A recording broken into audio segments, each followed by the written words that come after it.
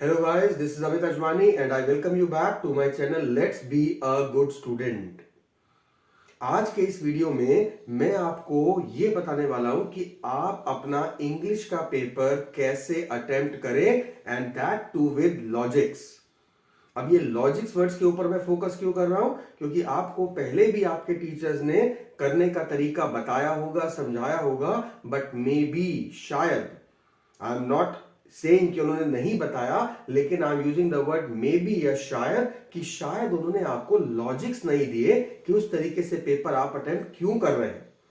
So that is most important thing कि मैं आपको वो लॉजिक्स देने वाला हूं, और अगर आपको वो लॉजिक रिलेट हो तो जो मैं आपको वे आउट बताने वाला हूं उसको अप्लाई करने की कोशिश कीजिए, and if you get the results, best for you, nothing better than that. हम लोग किसी भी चीज को खरीदने जाते हैं तो आप 4 दुकानों पे जाएंगे, हर दुकानदार आपको अपनी वैरायटी देगा, वो आपको चूज करना है कि आपको क्या अच्छा लगा, आपके लिए बेस्ट क्या है। So guys, let us start with the way of attempting the English paper. अब इंग्लिश का जो एग्जाम आपको आता है वो आपको पता है कि वो सेक्शंस में आता है, section A, section B, section C, section D. Section A में नॉर्मली आपको अनसीन कॉम्प्रिहेंशन पैसेजेस गिवन होते हैं, सेक्शन बी में आपको राइटिंग स्किल्स गिवन होती हैं, सेक्शन सी में आपको ग्रामेटिकल पार्ट गिवन होता है, और सेक्शन डी आपका होता है लिटरेचर का। अब बहुत से बच्चे हैं जो सेक्शन ए से पेपर करना शुरू कर देते हैं। अब आपने सेक्शन ए किया, सेक्शन बी किया, सेक्शन सी किया, सेक्शन डी किया, आप सीक्वेंस में अपना पेपर करते हुए आ रहे हैं, लेकिन अगर पेपर लेंदी हुआ तो, अगर आप कहीं किसी चीज में अटक गए तो, किसी चीज में अगर आपने ज्यादा समय ले लिया और एंड में आपको दिक्कत आई पेपर कंप्लीट करने में, तो आपने सोचा है कि आपका कौन सा पार्ट छूटेगा? Literature part. और मजे की बात तो यह है कि पूरा साल आप अपने लेवल पे सिर्फ वही लिटरेचर पार्ट ही तो लर्न करते हुए, पढ़ते हुए, सीखते हुए, समझते हुए चले। ए सेक्शन में आपको राइट फ्रॉम डे वन कभी पता ही नहीं था कि पैसेज कहां से आएगा। बी सेक्शन के अंदर आप सिर्फ फॉर्मेट्स करके जाते हैं, उसके अलावा मैंने नहीं देखा बच्चों को कि वो रिटर्न में प्रैक्टिस कर रहे हैं, बी सेक्शन की लेटर्स लिख लिख के देख रहे हैं, या स्टोरीज या डायरी एंट्रीज या आर्टिकल्स या स्पीचेस लिख लिख के देख रहे हैं। और अगर लिख के देख भी रहे हैं तो चेक किससे करा रहे हो यार? कैसे पता चलेगा आपने क्या सही किया और क्या गलत किया? सी सेक्शन में आपको सिर्फ ग्रामेटिकल कंसेप्ट्स या रूल्स पता होते हैं। ये लिटरेचर है जिसकी स्टोरीज आप पढ़ के जाते हैं, जिसके क्वेश्चन आंसर्स आप लर्न करके जाते हैं, और वही अगर आपका छूट गया तो बेकार है। तो पहला लॉजिक है कि आपको ये जो सीक्वेंस है A B C D section का, ये फॉलो नहीं करना है। तो करना क्या है? सबसे पहले जैसे ही आपको पेपर मिला, सीधा डी सेक्शन लिटरेचर पार्ट पे आ जाइए, सीधा लिटरेचर पे आ जाइए। क्यों? क्योंकि ये वो चीजें हैं जो आप घर से लर्न करके आए हैं, ये वो चीजें हैं जिसके लिए आपने जहां भी ट्यूशन लगाई थी उन्होंने आपको चैप्टर्स रीड करवाए, असाइनमेंट्स दिए, क्वेश्चन आंसर्स दिए, आपने वो लर्न किए, तो उनको सबसे पहले कंप्लीट कर लेना चाहिए आप लोगों को, क्योंकि वो पूरा आपको लर्न है, रटा हुआ है, उसमें आपको हर चैप्टर्स में से ऑलरेडी पता था किस किस टाइप के कौन कौन से क्वेश्चन आ सकते हैं, and you are best prepared for literature. उसके बाद अब आप आइए सेक्शन सी पे। क्यों? क्योंकि ग्रामर है, ग्रामर के अंदर आप full out of full marks लेके आ सकते हैं। ग्रामर में आपका जो भी करेक्ट उसमें full out of full marks. अब उसके बाद तो क्या हम सर उल्टा पेपर करें, डीसीबीए? नहीं, उसके बाद आप करिए बी का short composition. 3 number, 4 number, 5 number के जो क्वेश्चन आपको आते हैं, आप पहले उनको अटेम्प्ट कीजिए, और लॉन्ग कंपोजिशन जो है, जो आपकी आर्टिकल्स हैं, स्पीचेस हैं, डिबेट्स हैं या स्टोरी राइटिंग है, इनको अब आप छोड़ दीजिए।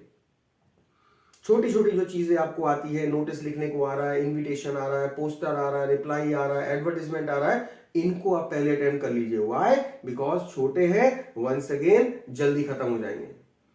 नाउ अब ध्यान दीजिएगा मेरी बात पे, now you will attempt the A section. अब आप ए सेक्शन को अटेम्प्ट करिए। रीजन इज, अभी उसका पूरा लॉजिक भी बताऊंगा मैं आपको कि ऐसा मैं आपको क्यों करने को कह रहा हूं कि सर ये तो टेढ़ा मेढ़ा, पहले तो आपको सीक्वेंस ही याद करने में हमें टाइम लग जाएगा, समझने में कोई दिक्कत नहीं आएगी। ए सेक्शन आप अटेम्प्ट कर रहे हैं, क्योंकि ए सेक्शन में आपको पैसेज पढ़ के नीचे के क्वेश्चंस के आंसर्स इस पैसेज में ढूंढने हैं, इनके आंसर्स लिखने हैं। हो सकता है आपको इसके अंदर थोड़ा सा ज्यादा टाइम लग जाए। अब उसके बाद एंड में आपके पास क्या बच गया, बी सेक्शन का लॉन्ग कंपोजिशन। लॉन्ग कंपोजिशन में आपको क्या करना है, आपको एक लॉन्ग कंपोजिशन में 125 टू 150 वर्ड्स या 150 टू 175 वर्ड्स की लिमिट दे रखी होती है, उसमें आपको पेपर अपना उस क्वेश्चन को अटेम्प्ट करके आना है।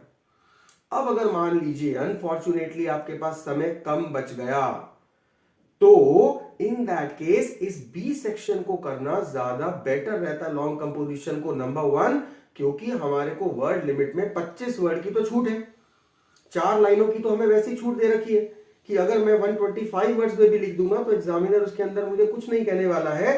ये एक्स्ट्रा की 4-5 लाइनें मैं नहीं भी लिखूंगा, 150-160 वर्ड्स तक नहीं भी आऊंगा, then also it is okay. दूसरी चीज, आप दिमाग से सोचते सोचते साथ साथ फटाफट लिख सकते हैं, और अगर समय कम है तो आप अपनी स्पीड राइटिंग की बढ़ा सकते हैं।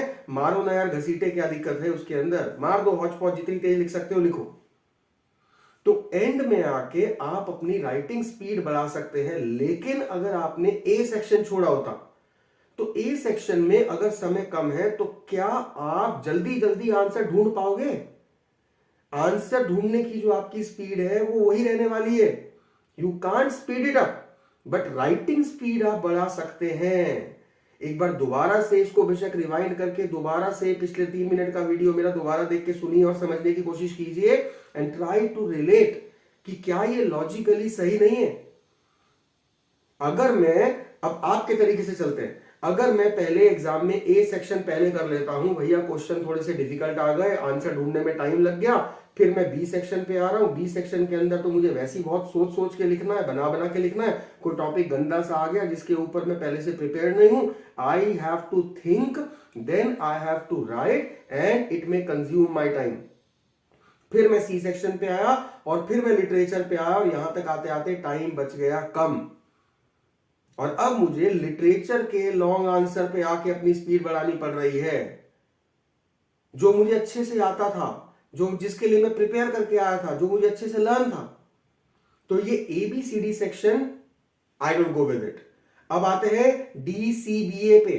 अब D आपने कर लिया परफेक्ट, C आपने कर लिया परफेक्ट, पहले B ना करके पहले A करिए, क्योंकि पहले अगर आप बी करेंगे तो वंस अगेन एंड में आके अगर टाइम कम बचा तो ए सेक्शन के अंदर आपको दिक्कत आएगी। इसमें टाइम कम मिला आपको, ए सेक्शन में आंसर आप जल्दी नहीं ढूंढ सकते हैं, और ए में आपको 1 मार्कर क्वेश्चन जो सारे आते हैं वो सारे के सारे क्वेश्चंस आपके full out of full marks देने वाले थे।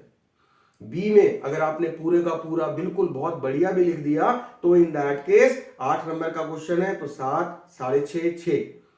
10 नंबर का क्वेश्चन अगर आता था जो पहले आया करते थे 8, 8.5, 9, 9.5, बहुत विरले तिरले लोग होते हैं जिनको 10 में से 10, 8 में से 8, 6 में से 6 मिलते हैं। प्लस वर्ड लिमिट है ना यार, 4-5 लाइनें आपने बी सेक्शन के अंदर अगर एंड में टाइम कम था कम भी लिख दी तो भी चलेगा, लेकिन यही 4-5 लाइनें अगर आप ए सेक्शन में रिलेट करेंगे तो एक सेक्शन में आपके इन 4-5 लाइनों में 2 या 3 आंसर आ जाएंगे 3 नंबर के। सो यहां 3 नंबर एक्स्ट्रा आ गए, वहां 3 नंबर कटे नहीं, best. So this is the way which I feel is the better one as compared to that ABCD और DCBA part. इसको अप्लाई करके देखिएगा, और अगर अप्लाई करके आपको लगता है कि इट वर्क्स आउट वेल, अगर आपको अप्लाई करके लगता है कि हाँ जी ये तो बहुत अच्छा तरीका रहा, इससे मेरा पेपर सही टाइम पे कंप्लीट हो गया और मुझे किसी तरह का एंड में कोई हड़बड़ी नहीं हुई, keep continuing it in the rest of your examinations.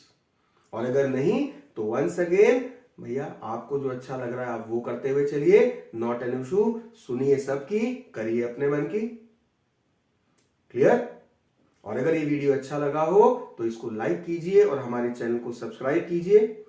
अगली वीडियो देखना मत भूलिएगा, क्योंकि अगली वीडियो में आपको मैं ये बताने वाला हूं कि ये जो आपका एग्जाम आप अटेम्प्ट कर रहे हैं इससे पहले जो आपको 15 मिनट मिलते हैं उस 15 मिनट का यूटिलाइजेशन कैसे करना है। So if you are interested in knowing how to best utilize the initial 15 minutes of your examination, watch my next video for that. Till then, take care of yourself. Bye everyone.